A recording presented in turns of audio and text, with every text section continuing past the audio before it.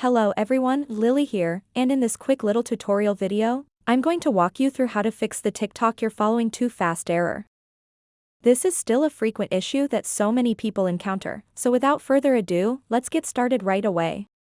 So, whenever you tap the plus button just beside someone's name, if it shows up with a message that says you're following too fast, what it really means is that TikTok tries to stop bots from going in and automatically following loads of users, which is basically very similar to how they prevent unusual behavior on Instagram and Twitter.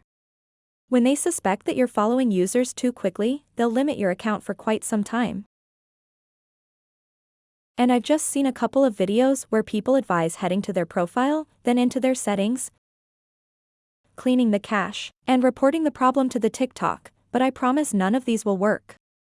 Do not even bother wasting your time with those since, in the end, it's just an algorithm that decides if you've been involved in suspicious activities and, if that's so, when to resolve or free your account. So all of that depends on just how many instances this has occurred and how heinous TikTok deems your activities are.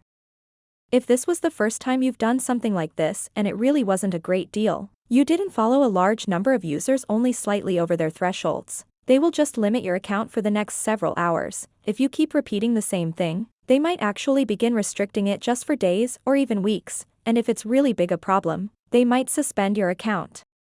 But, in the end, all you can do is be patient and wait for the algorithm to decide to lift your restrictions. Well, that's it. Simply put, all you want to do is sit tight. I know it sucks, but there's nothing anyone could do to speed up the process. The single most important thing you could do would be to try to not follow TikTok users so quickly and instead watch videos in between when you follow someone.